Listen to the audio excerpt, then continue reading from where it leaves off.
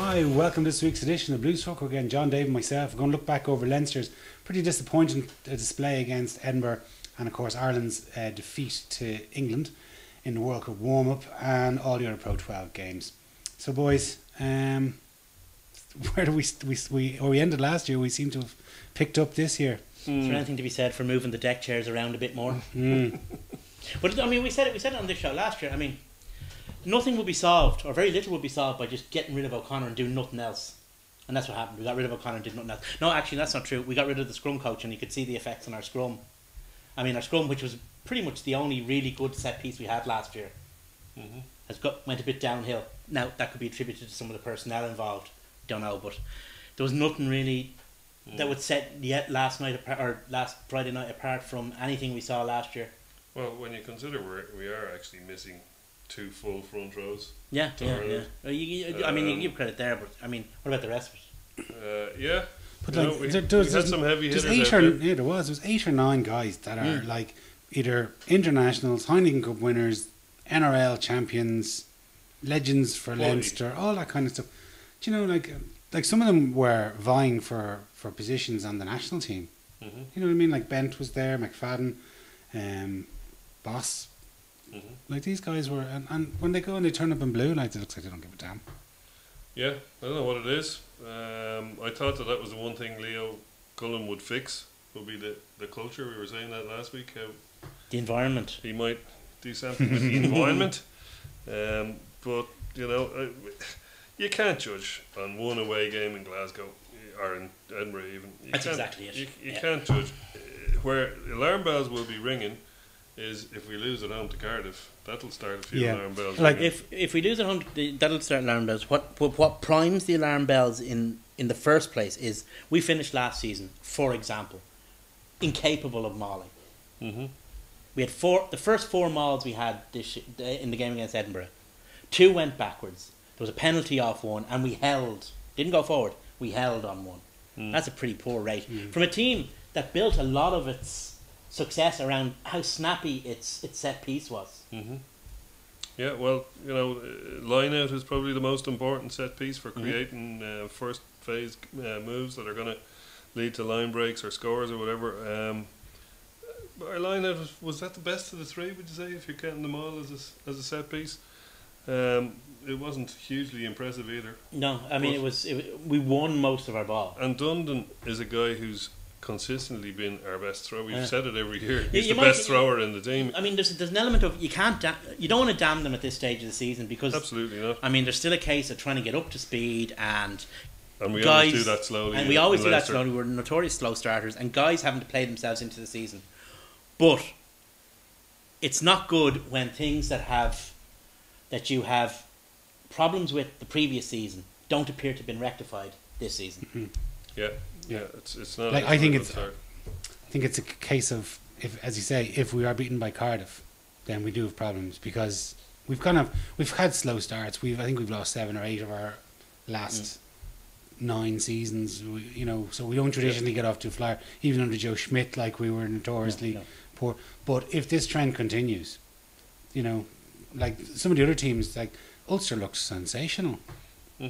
They dismantled. But then the other side of our look too. No, they didn't. But the other side of our, if you like, usual early season lethargy is that we are always the poorest starting, and that Ulster and Munster always pretty much hit the ground. I know, but it's just like these are, I wouldn't say easy points, but they're points that are available just as when everything is full and you're playing down in Thomond Park at Christmas. Oh yeah. These are points that were there available. Like, Edinburgh aren't going to be challenging for the Pro 12 at the end of the season.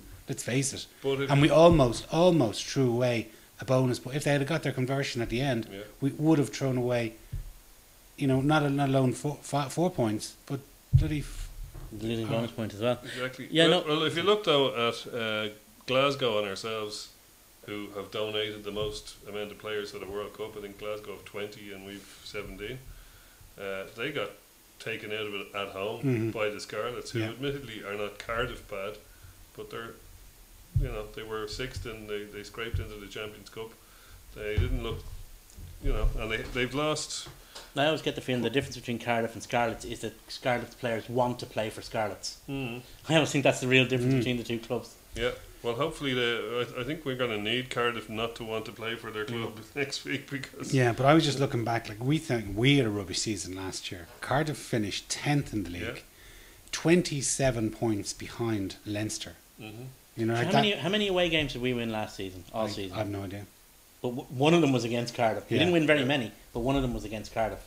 At a time when we weren't going all that well either. So, look, it's an early season loss. I mean, we could be having the same conversation any year except I think one for the last 10 years. The only thing that worries me about it beyond the usual is that, like I say, there are things that were big problems last season that don't appear to have been addressed this season. Might be different. I don't know. We'll see against Cardiff. I admittedly wasn't at the Ulster game in pre-season, but the little bit of it I saw online, we looked to have a stunning Maul defence.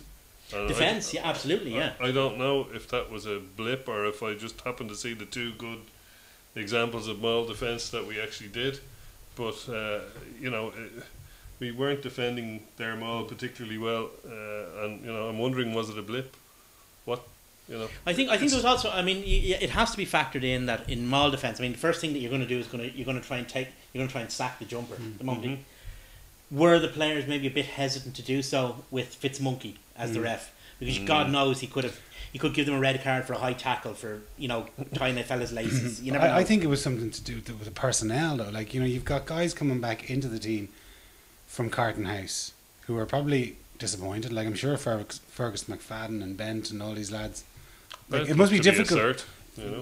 Bent looked to be a third. He did, but it must be very difficult to get up for a game after just been told you're not going to be partaking in the World Cup, and now you have to go. Well, that's what I don't see in front of 2,500 people in Glasgow on a pissy rainy night. Yeah, but or in Edinburgh. I think the opposite. I think you've got a chance. If anybody gets injured, you've got a chance of getting back into that team. And if you're going to go out and not try against Edinburgh, and the other side of that is that the guys that's not going to go well for you. The guys who step up in those circumstances are the guys who are the real players. You look at 2007. Who are the guys who got left out? Heaslip, Tommy Bowe, Luke Fitz, the high right? profile. Look what they went on to in terms of how they responded and where it led them to.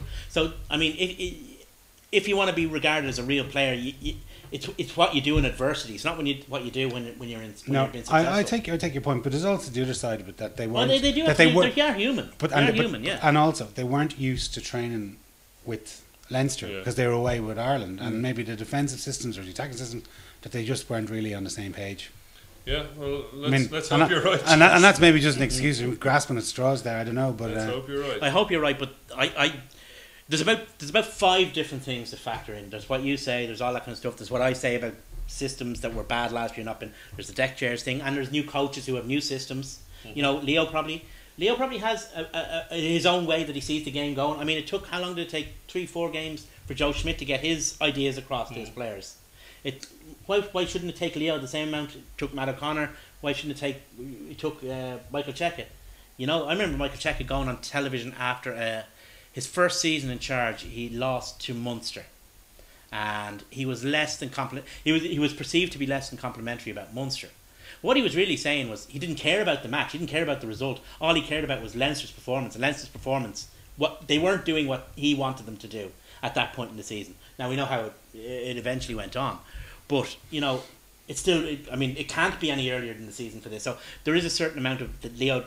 We do have to kind of park this one and move on and see how we go next week, and then maybe we learn something about this week from that. Yeah, okay. Well, we do. Also, we did have the first kind of half hour of the game. We were looked to be defending well. We had most of the possession in that part of the game. We were, looking the most convincing. The defensive line I thought was good. I thought our defence was good. Yeah, and it was committed as well. Yeah. It didn't, it wasn't that wishy-washy stuff that we were used to last year, where they were soak tackles and they were backing off and they weren't hitting the line hard. They were hitting the line pretty hard, maybe not consistently through the 80 minutes, but again, that'll new come. system. Yeah. And like you say, if there's guys getting into a defensive line who've been away in Carton House who are not used to doing it the Kurt way, Especially the younger guys who wouldn't have had Kurt around. And Kurt's probably changed his system. I'm certain he's changed his system because the defensive system that worked in 2000 that's true. It's not going to work now. So he's probably everyone has a learning curve. I mean, in reality, the game can be summed up that it was good, bad, and indifferent. You know, I mean, it sounds trite, but that's actually the accurate way of summing up the game. Mm-hmm. Yeah. So anyway, we take on Cardiff, as we mentioned, next Saturday. Like, Cardiff obviously going to be missing a few guys to the Welsh team, but clearly not as many. So it's kind of our thirds against our seconds. Yeah, and also they just hockeyed Zebre 5 million nil, Yeah. scoring 11 tries. Like 61-13. that. Apparently, I didn't see the game. The thing with Cardiff is though they could They didn't have easily a get to kicker. the end of the season only scoring 12 tries. We hope so. I'd be happy if they end next week only scoring 12 tries. We beat them with a bonus point last year. Now, Yes, admittedly, just. we did our best not to get that bonus point, but and I think they kind of handed it to us, if you remember, at the very end. I used to always love seeing a Cardiff team come to Dublin chock full of all their star players. Do you know? And I just looked back at the game last year. Of the 30 starters, there was 5 starters from the previous year's lines. You know, Yeah. like that's. Well, remember we used to go And they along, were still like shy. maybe not last year, but 2 or 3 years ago, we'd go along and you'd have Warburton would be there, Davis would be there, not Davis, Halfpenny. centre, Roberts. Jamie Roberts. I can't even remember these guys because they make so little Tom impact on the Pro Shanklin 12. maybe sometimes. Shanklin always made an impact. He was a great player, but you know you'd watch these guys and Martin Williams. but you'd see this Cardiff team would be full of stars, and they'd get hockeyed off the park. 2 years on the bounce. Do you remember Brian O'Driscoll got injured after 20 Yes. minutes of just making Cardiff look stupid, and he got injured then. But I mean, the damage was done. We ran out very easy winners that time and the year before. Cardiff can be a bit like that. Maybe now that they've not so much now that they've gotten rid of the Galacticos or the Galacticos have left.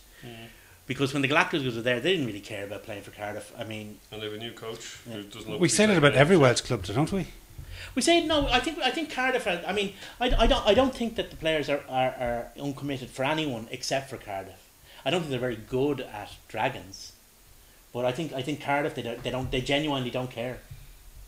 I mean it's And that has the potential. Like, it's, you know, obviously rugby is a huge sport Cardiff could in be Cardiff. one of the great clubs in the Northern Hemisphere. It's in a capital used to be. city. It's Yeah, got used to be. 50 Yeah. years ago. it's got 60 years 400,000 people living in the city. I think that's part of the problem. I think I think Cardiff and Cavan football share the same issues. I mean, they're obsessed with what happened in, we say, 1952, but it's not 1952 anymore. And I think Cardiff has that issue. We kind of thought that things were going to change when they moved back from the soccer stadium to their traditional home. That things might have kicked on, and like last season, as I said, they finished. You know, the 2 Italian teams were ahead of them. That was it, or Well, behind what them. happened to them last season was they didn't like your man, the Hurricanes coach that they got in, and it was like, this guy wants us to train hard and try and shit. What's that about? We're not used to that. Come on. And there was a bit of a player revolt against him, and he got the push. I think he's a bit of a hard ass, but that's what fucking Cardiff needed. I mean, You know, I remember talking to Derek Foley after a match about Leinster against Cardiff, and I said to him, that was a game of Leinster Light. He said, yeah, Leinster Light against Cardiff unfit. well, Because there you go. that's basically. Captain always has to take them on fitness things because they don't get their fitness in the regions. But you know that's the thing about Cardiff. You never know. Cardiff teams that have come to Dublin in the past have been less than committed to winning or rugby. Yeah, well, we have to. Like, I mean, it's Yeah. you start off your season with 2 losses when Well, you know it's then you're kind of worrying. thinking there could Especially be a problem if one here. of them is at home, the 10th Yeah. place Cardiff. Yeah. Anyway, Leo has a huge amount of goodwill built up because A, of his incredible playing career, and B, because he's not Matt O'Connor. If that'll only last maybe 3 or 4 games. if there's 3 or 4 losses, then yeah. Definitely. So Because George Cook is out in the long grass waiting for him, isn't he? I think if George Hook went into the long grass, they probably send a care in the community worker after him. But no, I think he has to. I think Leinster need to win this game. They really do because they need to win it for themselves anyway. Plus, there's a break. Yeah. There's a 2-week break until we play the Dragons. So to be sitting on 2 losses after the first, and then the World Cup is going to kick off. You don't want to be there. No. Well, so some of the other Pro 12 stuff, like Cardiff Connacht got off to a nice start against Dragons at home. Yeah. 29-23 win. Like, that was a nice. But they didn't get the bonus point. They didn't know, but And didn't I read in the build up to the game Jake Perrine did his cruciate, he's going to be out for a long time. Going to be out for 6 months or so. Really? Oh, really? That's what I read. I could be wrong. I know he's out, and I know he's injured, and I know he's going to be for a while. Nasty. But I think it's a bad one. So because they were hoping for him to be a good one. But I only saw one try from that game, but it was a nice one. It was Fionn Carr. Yeah. Yeah, it was a nice break from Bundyaki, I think, and put Carr clear, and it was a nice finish. Yeah. Good stuff. Munster kind of walked their way to victory over Treviso. Giving up a losing bonus point at home to Treviso is not a good look. Could be worse. They could have drawn. It could have been. Yeah, I was gonna follow that with. It could have been worse. They could have been like Leinster last year to the Dragons, but you know it's not an ideal start, but at least they got the win. That's about all you can say for that game. It wasn't exciting to watch. I think Munster were Had the fairly misfortune to watch. Munster were really down to bare bones. Mm. There isn't a huge amount of proven depth. Now If the you depth think might be about there. if you think about it though, they've lost 5 players Yeah, I don't think they've got. to I don't Team think Ireland. there's a lot of depth in their squad. What does full that stop. say? Exactly. Yeah. What does that say about? Sorry, when I say that, I mean proven depth. We don't know. I mean, these guys could be good. And of course, we kind of mentioned that Ulster did kind of do a bit of a number on the Ospreys. But one thing that sort of stood out for me was once again. George's handoff. Well, just moving away from the stuff that was on the pitch, just the stuff off the pitch. Once again, cracking crowd at Ravenhill. Brilliant atmosphere. They really know how to market that, make a brilliant occasion of it. You know, and I kind of think it's nearly taken over from the RDS. You know, like, is there going to be that atmosphere on Saturday against Cardiff? Let's see. We'll have to We'll wait and see. have to see. But I mean, A lot of people have been starved of live rugby for quite a You're while. also talking about different situations, and different circumstances, and different cultures. I mean, you wouldn't get a whole load of people, like say you wouldn't get a whole load of middle-aged men who'd be going to Ulster matches thinking, I can't actually go tonight because I have to go to watch Dublin tomorrow, or I have to go to watch Antrim tomorrow. I mean, there isn't that competition that there is down in the south. Yep. Because true. the guys who watch Ulster would generally not be into the more nefarious edges of the community, so they wouldn't really be watching soccer either, because that does attract that kind of thing. Yeah. So the Ulster thing is the only game in town for the likes of ourselves. I mean, we if we were up there, we wouldn't be going to see Dublin, we wouldn't be, or if you went to GAA, it would make a statement about yourself and where you were from. You went to see soccer, it would make, whereas you going to rugby, it just means I'm going to the rugby. Well, isn't that the great thing about GAA down here, that it's kind of classless? Yeah. You get bank managers and, you know, bin men and whatever. Yeah. You've done midfield out of this. Going to see the GAA, and there is no. It's not like where soccer would be seen as probably a more working class game, and rugby would be seen as a posh boys game. GAA is in every. Whereas rugby in Northern Ireland, in Ulster, fulfills a similar, maybe not a class. I think they're desperately trying to break down. Like, for instance, no, what I'm saying is rugby in Northern Ireland fills a similar place as the game of the centrist. Maybe not the upper class, maybe the Catholic and the Protestant in their cases. It's the game of the decent centre. Well, I remember I went up for the opening of their new stadium a couple of seasons ago. I went up there, obviously, for the Leinster match, and it was the first match. And I went into the bar, and there was a bunch of kids had dumped their gear bags in one of the little rooms off beside the bar. And I saw there was, you know, some of them had their schools or whatever, their clubs stenciled on it. I saw oodles of ones with GAA clubs stenciled on it. When I played, and you went up to play, I played against Ballymena. I went to, you know, NIFC, and a few other clubs. I went up there. And play. Well, I'm telling you, it was a different time, and there wasn't too many. Let's say nationalists playing rugby up there. I mean, it was, and it seems to have changed. And fair play to them for. But one thing they've also done, it has changed. I mean, it is a different time, and it's a different culture than it was maybe when we were growing up. But one thing they have managed to do is retain the idea that Ulster is our wee team. You know, that there is an element of this is our national team. The Davy Tweed culture, not that bad. We don't mention him anymore. But there is an element to that, and it's not a bad. I mean, there is a kind of there's the whole Demons thing about Ulster, but I mean they've managed to keep that going, but in a positive way. And I look at stuff, and I look at guys. I follow on Twitter. I follow Virginia or FC in Cavan, because I've got cousins who play for it or who have played for it, and they're constantly tweeting about young fellas from their clubs who are going up and playing on underage representative teams up in Ulster. So it's obviously not the 6 counties. It is genuinely a 9-county event. Yeah. Yeah, absolutely. Yeah, and long may it continue. It could be a uniting factor in terms of the north and also uniting the 9 counties of Ulster. Yeah. At least from a sporting perspective. Well, Ulster back onto the pitch. I suppose Ulster travelled to Scarlets. That was the opening game last season, and I don't even remember. It was 32 all draw. Yeah, I remember that. Absolutely brilliant. Cracker, yeah. And it was a lovely sunny afternoon. That's right. Hopefully that will be the same game, same standard that they got last year. I think Ulster have what we said Munster maybe didn't have proof of. Ulster do have genuine depth. Well, you look at not in the back row, they don't. Well, look at their centres. I mean, two of them they've got Bowes gone with Ireland, Jackson, the 2 centres, or Payne and Cave, and they can still have a fairly decent back line out there. Well, their back line is not their problem. Their outside backs are definitely not their problem. They have a bit of a problem at half-back in that there's not really too many behind Jackson. As we found out, I mean, your man Nelson had a good game. He's a cracking boot from hand. Whatever about place kicking. He's a good big fullback's boot. He is, yeah. They could have also played Luke Marshall at 10, but they had him in the centre. Unfortunately, I'd say the one that they really would have liked to play at 10 wasn't available in Stuart Olding. Yeah. Well, there you go. There's a lot of people who have a 10.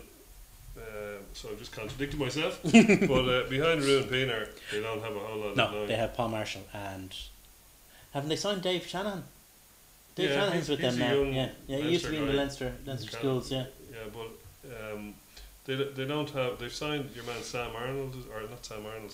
There's another one, another Sam centre. Windsor. There's another centre, Sam Arnold. Yeah. Sam Windsor, who actually played for Leinster, or was on trial for Leinster for half a season. I don't think he ever actually played.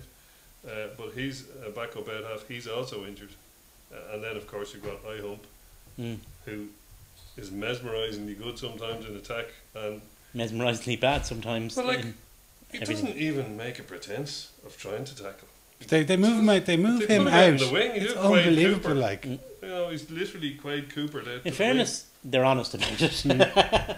But how can you be a professional rugby player? I suppose because he has the talent going forward is how he can do it. Yeah. And let's not forget he was on the Leicester team that were the first people to beat Munster and played in Thomond Park. And that day he played like the essence of Ronan O'Gara. Played like his brother. Do you remember that? He played the most un-I-humph game of all time. Yeah, but he looked like the second coming of his brother. Really, you know that he was going to be. Oh my God, we found a replacement for O'Gara, sort of thing. Yeah. And speaking of Munster, they also go across the Irish Sea to play the Ospreys. So it's, you got to think that'll be a bit of a cripple fight. Yeah, always a less predictable game. Always a less predictable game because we've spoken before about the ill will there is between both sides. You presume their seconds will have the same animosity then. I mean, that's Munster's 4th derby. Is the game against the Ospreys. It really is. It's between those 2 teams. It seems to stem from maybe a bit further back, but when it was the Marcus Horan, yes, Elvis Seviali'i, Shane Williams. They accused him of biting and racist comments. There was accusations made of racism and biting and thing. Anyway, everyone was cleared, and some people said things that they shouldn't have said at the time.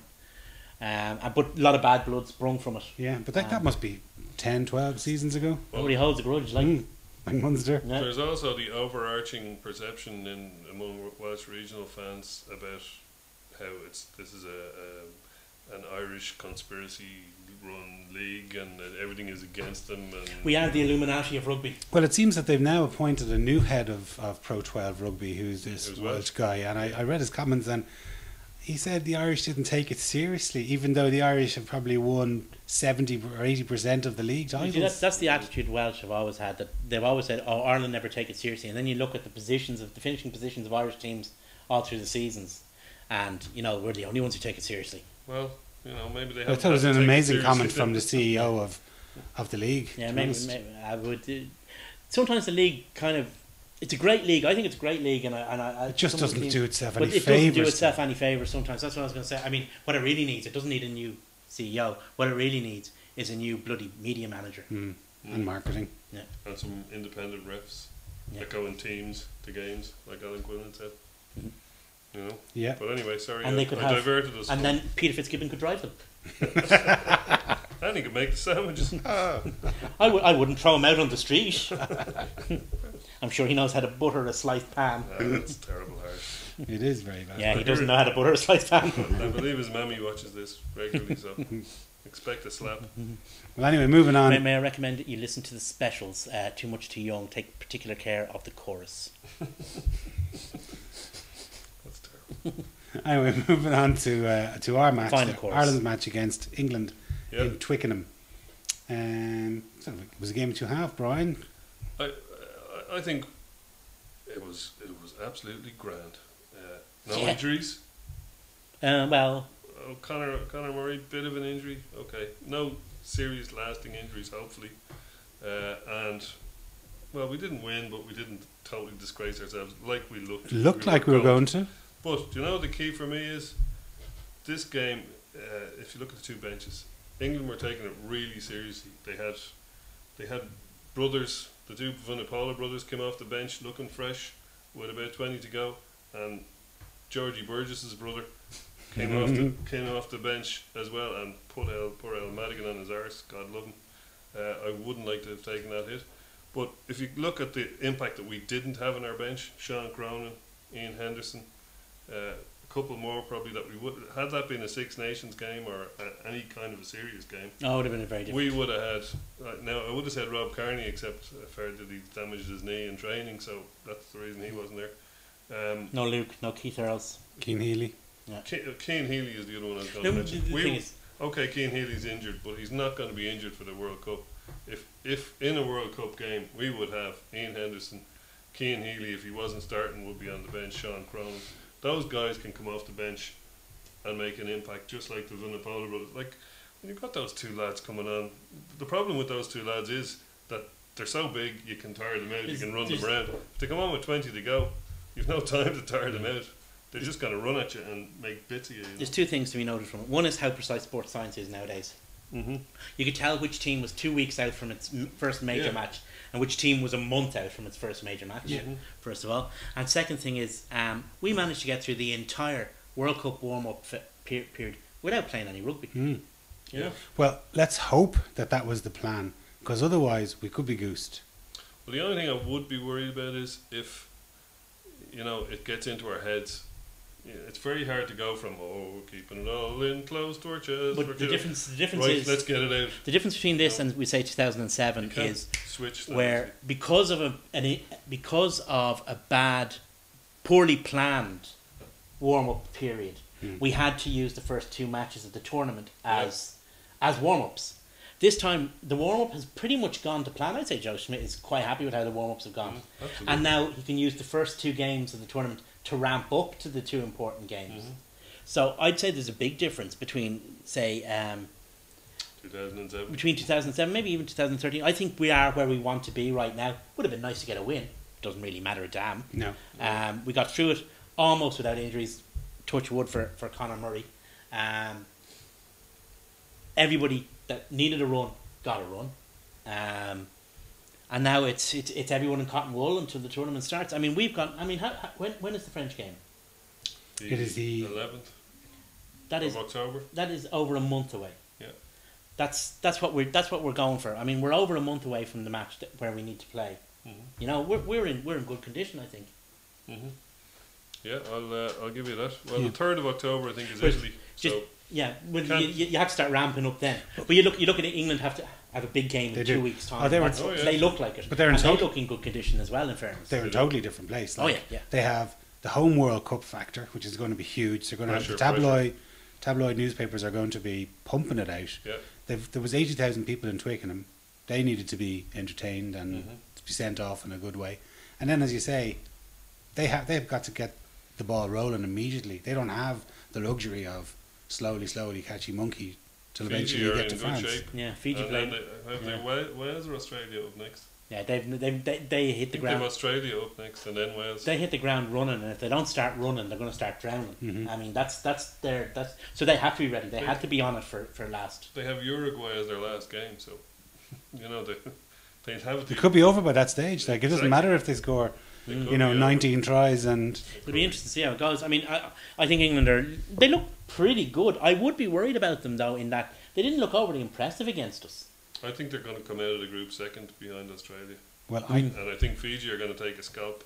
And I Wales- think Wales and England. well, I think Wales and England's going to be murder but ball. Wales injury list is starting to mount Oh, now. they're Alan toast. Wynne Jones got a bad tackle against us, Yeah, um, Halfpenny's been ruled out today. and then the other lad. Looks was- like Wales probably gone. will but be. the only thing well. is, There's they- still question marks over Anscombe. Anscombe is out for at least 2 or 3 weeks. If he's going to call him in. Liam Williams has still got. Liam still carrying Williams, some. Samson Lee, Yeah. they are in serious trouble with Yeah. guys coming back from injury and having no game time. So I can't see them coming out of that group. And okay, Fiji are looking great and they'll take a scalp, but I can't see them coming out of the group, despite what what's his name said, the Australian back rower. Came out with some comments that Australia and Fiji are going to come out of the. He's the most capped Australian back. George Smith. George Smith. Yeah, George Smith said it's going to be. but they Australia love and just Fiji. having a go at anyone from the Of Northern course, Hemisphere. of you know. course. I mean, I think that's. I think to a certain extent, there's always a couple of Australian players who make predictions akin to Pele's World Cup predictions about Cameroon and Nigeria winning the World Cup. You know, England look to be. I would worry slightly that they weren't able to quite put us away, but then they have 2 weeks to get up Yeah. to full speed. I think England will be okay. But what we saw on Saturday was a difference between those two things: the team that needed to be almost right on it, and a team that didn't. Well, But the was word I it- got from relations in Australia, and after we played the first game against the Welsh, what I got back was, Ireland are peaking too soon. That's what they're saying in the Australian media. They're peaking too soon. They're flying around the place. This is like a month ago when we were playing Wales in You hope Millennium that's Stadium. the case. So that they just maybe they they just just- went, listen lads, let's get some more fitness Yeah, work or rein it in. whatever. just rein it in here and don't go, man. That's why we were playing so narrow perhaps, and anyway, it's all But like, smoking. regardless of Bertie Smoking used to say, daggers. smoking daggers. regardless of how much we're keeping in our chest, It's upset there the are- apple tart. there are some, There's a kebab of Australians out there. it is worrying that there are a few players that don't look to be up to scratch. Mm. Like Tommy Bowe didn't look Tom- particularly. Tommy Bowe, I think I remarked on it here in the Australia game, when he scored a try, it was in the stadium, and he just looked like he was straining and trying to sprint. He really, and he's looked that way ever since. Watch him when he's running flat out. He just doesn't look like he's hit the 30 mark when most people lose the yard of pace, and I think he has. So that's a big part of his game as a winger and a strike runner. Hmm. He just, like, obviously the thing he did in the first try in the first couple of minutes, that was shocking. That was shocking. That was. Really shocking, and he had a few, total comedy moments in the thing. I wouldn't worry about it just yet. He's got, like we say, he's got nearly a month until he's going to need to be really absolutely on it. He's got Yeah. the classes permanent thing, but Yeah. it's He's got. been He's slowly got, happening for a while. I think. I'd say he'll play against Romania and Canada So you'll have to. to get him up to form. And if he doesn't look like it, there's plenty of others who can play in that position. So Well, one like clearly Dave Carney, he just looks like He's on fire, yeah. but he looks like he's just leapfrogged everyone and is going to be definitely on the start. And like on say the two big matches against Italy and France, he's definitely going to be seemingly anyway a starter. Will he take Tommy Bowe off the right wing? Will he take Simon Zebo or Luke Fitzgerald off the left I don't know. That's up to wing? them, and Will- they've got will Earls they've get got a month's 23? training and they've got two other games that they can try and. squeeze Dave onto. Carney has said, actually, ironic, somewhat presciently before the match, he was asked about which side he preferred to play on. He said he's a fullback. It makes no difference to because he was a fullback by trade.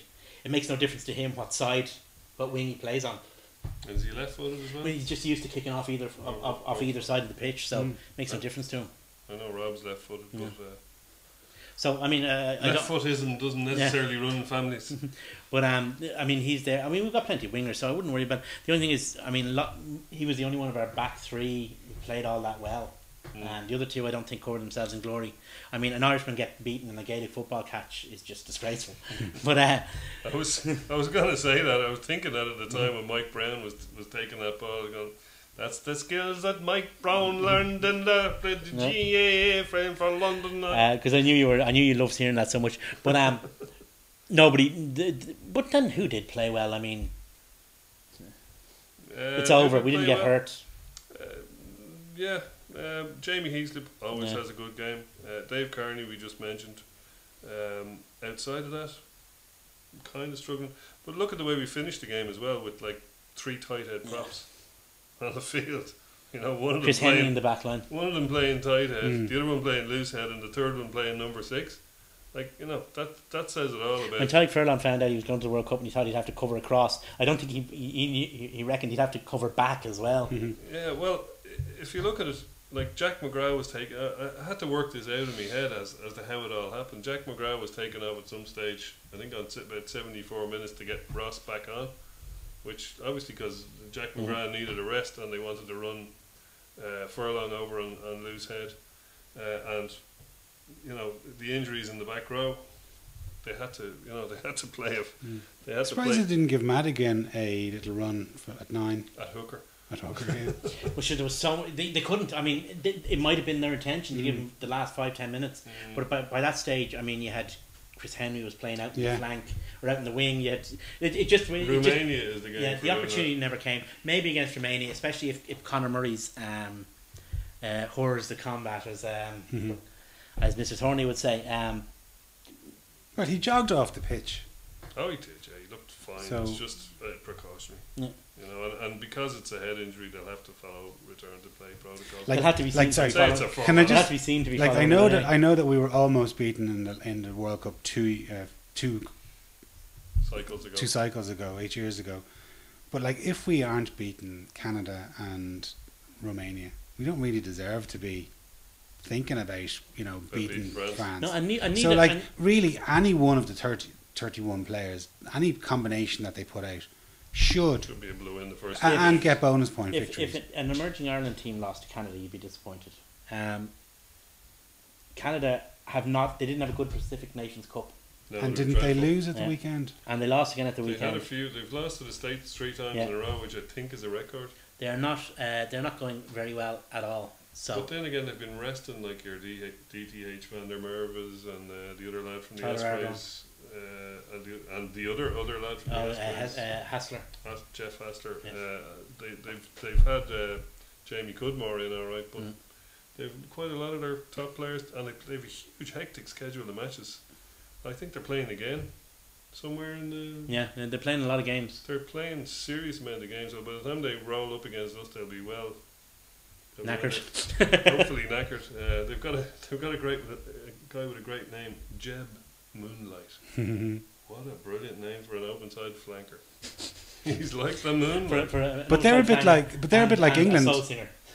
They're a bit like England. They have to more or less get up to speed immediately and get the ball rolling. Whereas, well, see, for teams on that level, they're the games against France, the game against Ireland, I would suggest they would see those as that's their World Cup final. But the games that they're really going to be focused on is the game against Romania, and the game that they want to take a scalp in is the game against Italy. That's where the likes of Canada and Romania would see their World Cup. Their World Cup consists of 2 games, really, and then it's a great have a chance against the big boys. But so we shall see. Anyway, let's not get into getting too far down the road. I think we're going to spend a week or two discussing France. Ultimately, the Ireland-England game, the end, it can be best summed up as nobody really got hurt. We didn't have to play any rugby. That's it. Job done. Yeah, you said it last week about the Leinster v Munster game in the exactly just before the Heineken Cup. Get a good hard workout, get everybody into collision mode, and don't show any of your hand. And I think job done, Mr. Schmidt. I think you have and plus it's taken the expectation down. It's fantastic, isn't it? When you hear George Hook, Neil Francis et al. All being highly critical. That means we're in a good place. Definitely, sure. Those guys think we're shy. A month ago, everyone was writing it up. Oh my God, we're going to win the World Cup. Yeah, it's fantastic. Joe Schmidt, he couldn't have scripted that better. Yeah, maybe he did. Maybe he did, yeah. Who knows? Yeah. Well, anyway, boys, thanks very much, and thanks a million for watching. Cheers.